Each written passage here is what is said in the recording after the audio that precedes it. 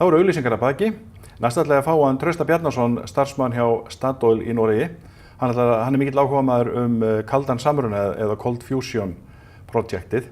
Hann ætlar að útskýra þetta fyrir mér á mannamáli hvað þetta er. Velkomin í þáttinn, Trausti. Takk. Ég gat þess að þú ert starfsmaður hjá Statoil í Noregi sem tæknimaður. En þú hefur verið að fanga mikið af upplýsingum varðandi svona kaldan samruna eða Cold Fusion. Hvað svona á mannamáli, hvað er kaldur samruni?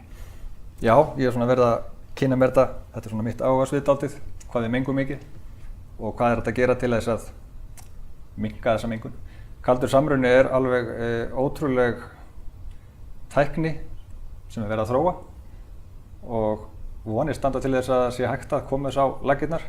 Þetta er semst hrein orkuauðlind. Svipað í grunninn og venjulegur kjarnasamruni, nema þá kaldur kjarnasamruni sem hefur engan geislavirkan úrgang og hefur ekki hættu á svona stjórnlausri keðjuverkun eins og kjarnorkan í dag. Já. Er þetta eins og kjarnorkan? Hún er nú dálítið hættuleg, það er að segja það er þekkjum þetta slysið í Tjernobyl og svo í Japan, en kaldur samruni, mengun í kringum þá orku. Já. Kjarnorkan í dag náttúrulega er algjörlega mengunarlaus fyrir utan þennan geislavirka úrgang sem er alltaf erfitt að eiga við. Já. Annars er þetta raun og veru hreinasta orkan sem við fáum í dag, það eru kjarnorkuveri og þessir hvítu strókar sem standa upp úr kjarnorkuveri, það er ekki mengun, það er bara gufa, alveg eins og úr Hellisheiðarvirkjun í raun og veru.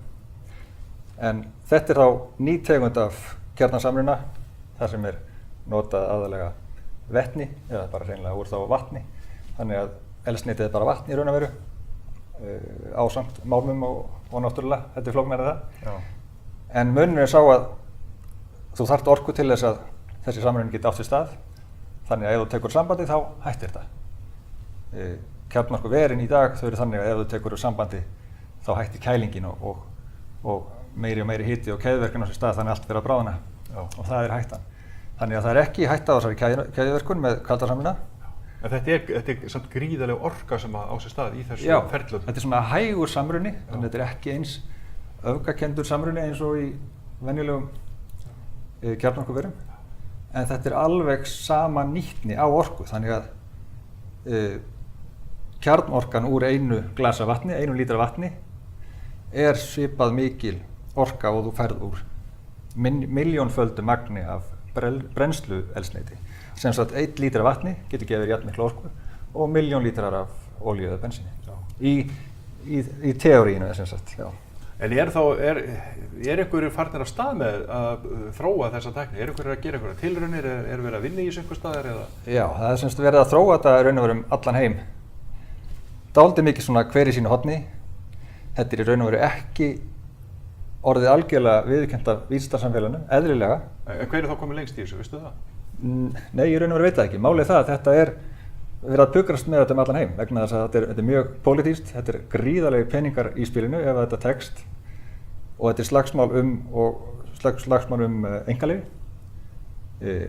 Til dæmis Rossi sem er einn þekktasti sem er á Ítalíu, hann er í málaferlum við fyrirtæki sem er með ECAT í Bandaríkjunum einkaleyfi. Þetta er hápólitískt og þetta er mikið í húfi af því að ef þetta tekst, þegar þetta tekst, þá eru náttúrulega bæði einstaklingar, fjárfestar, einkaleyfishafar að verða mjög ríkir eða náttúrulega tapa miklu ef þetta tekst ekki. Já. Og þetta er heilmikið pukur í kringum þetta. Já. Gefum okkur upp að þetta takist, vonandi. Og það kannski, ef það tekst, erum við að tala um einhver 5 ár, 10 ár, 15, 20, hvað er einhver tímarammi settur? Já, sko, það vilja nú margir meina að þetta sé komið nú þegar, þó að sé ekki búið að útfæra þetta rétt. Gefa út upplýsingarnar og koma með formúluna, opinberlega. En svona fyrir sem framleiðslu á svona orkueiningum fyrir almenna markað, margir tala um bara nokkur ár, 5 til 10 ár. Skulum athuga það að þetta fer allt eftir hvað er sett mikið púður í þetta. Ef að stjórnvöld vinna gegn þessu til dæmis, eins og sumstaðar er, af því þetta náttúrulega er gríðarlega mikið í húfi. Er það þegar við tala um þessi mikið í húfi, erum við að tala um þá olíuvinnslu ríkin? Já, þetta er náttúrulega, ef að þetta verður ef það kemur lausn á þessu og þetta verður sem sagt niðurstaðan, þetta er hægt, þá munu stórveldi rísa og það munu stórveldi falla. Þetta er náttúrulega... Já, við erum að tala um þetta er svo mikil bylting í rauninni. Já, þetta er, og það yrði náttúrulega tímabil sem yrði mjög svona erfitt í raun og veru meðan það er verið að koma þessar laggirnar, en heimurinn allur græðir á þessu. Þegar upp er staðið þá náttúrulega er þetta alveg gríðarlega framfærir fyrir mannkynið, þar sem þetta er mengunarlaust, algjörlega. En gefum okkur upp að ef þetta kæmist nú á laggirnar og segjum bara bílar framtíðarinnar þá, komið nýr orkugjafi, við erum þá ekki lengur með rafmagnsbíla eða bensínbíla, en þá erum við komin með eitthvað annað system. Já. Og hvernig myndi það virka? Já, ég vil meina að það sé sko tveir hlutir sem eru krítískir í svona með framtíðin í huga. Það er semst þróun á rafhlöðum sem er nú þegar eiga í stað, ný kynslóð rafhlana sem heldur miklu meira orku og er náttúruvænni í að framleiða og tekur hleðslu fljótar. Þetta er að gerast algjörlega. Svo er hitt, það er þessi nýja hreina orka. Þetta er þetta samhæfa á ýmsan hátt, til dæmis í bílum. Þá getur við til dæmis hugsað að það er rafmagnsbíl eins og það er til í dag, bara með betra batteri til dæmis. En þú færð hann með svona lítill orkueiningu. Þetta getur verið svona lítill kassi, kannski svona, sem framleiðir kannski sem samsvarar 20 hestöflum af orku. Og eins og segir þetta náttúrulega framleiðir bara hita og þetta er þá lítill gufutúrbína, alveg eins og er í Hellisheiðarvirkjun, eins og er í kjarnorkuveri, eins og var í gamla gufuþekkingin. Þetta er bara sama dóti, þetta er bara hvernig býrðu til hitan. Og þessi bíl, þú getur keypt hann nýjan og hann er í raun og veru í gangi. Hann heldur sér alltaf full hlöðnum með pínulitlu apparati sem er kannski með sem sagt eldsneyti fyrir 20 ár, eitthvað svoleiðis. Og hann er bara alltaf í gangi og hann hleður rafhlöðina og þetta getur verið 400 hestafla bíl. Já. Þá gengur bara batteríið og svo stoppar og þá hleður hann alltaf smá saman. Algjörlega sjálfbært, þarf ekki að hlaða hann hátt. Þannig að bílinn verður bara mögulega í gangi þegar þú kaupir hann og svo er hann bara fargað. Algjörlega. Svo erum við að tala um á stórum skala, stór orkuver sem geta framleitt gríða mikið magn af rafmagni. Rafmagni er raun og veru framtíðar orkan sem við notum sem sagt. Spurningin bara hvernig búum við þessu orku til. Í dag er náttúrulega verið að búa til rafmagn á ýmsan hátt. Við erum mjög umhverfisvæn með okkar vatnsaflsver. Víðast hvar í heiminum þá er þetta kolorkuver og olía sem er notuð. Já, vindmyllur og slíkt. Já, þegar þetta er komið, þú sér það til að framleiða 1000 megavött sem er til dæmis eins og Kárahnjúkavirkjun, Sultartangavirkjun og Búrfellsvirkjun til samans. Þá þarf þetta í teórínu aðeins 0,2 grömm af vatni sem eldsneyti á sekúndu. Gæti þetta mögulega nýst okkur hérna á Íslandi vel? Svona þessi tækni? Nú erum við með fallvötnin og allt það? Já, algjörlega. Vegna þess að þetta snýst ekki bara um hvernig búið til rafmagn. Það getur vel verið að það verði ennþá hagkvæmara og ódýrara að búið til rafmagn úr fallvötnum. Samt hugsa ég að þegar þessi tækni er alveg þróuð þá verði þetta ennþá ódýrara.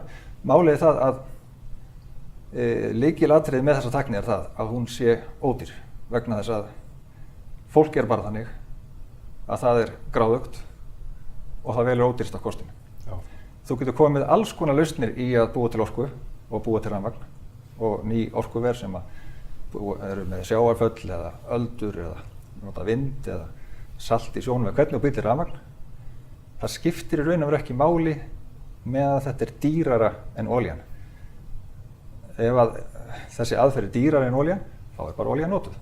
Það er bara svoleiðis. Fólk tekur ódýrasta kostinn. En þetta virðist vera það einfalt, geta verið það einfalt, að það verði mjög ódýrt. Já, margfalt ódýrara en olíuvinnsla. Og þá dettur allt annað sjálft sig algjörlega sjálfvirkt. Hvað er þetta nálgast upplýsingar á vefnu? Þú hefur vitnaðir í það er einhver maður einhver Íslendingur sem hefur skrifað, einhver íslensku vísindamaður sem hefur skrifað eitthvað kalda samruna. Já, til dæmis Sveinn Ólafsson sem er vísindamaður íslensku sem er í samstarfi við sænska vísindamenn sem er að þróa þetta. Það er hægt að googla þetta cold fusion eða kaldur samruni, það er mikið efnum þetta. Bara kaldur samruni Sveinn Ólafsson? til dæmis. Þannig að þetta er út allt á netinu, eins og að segi.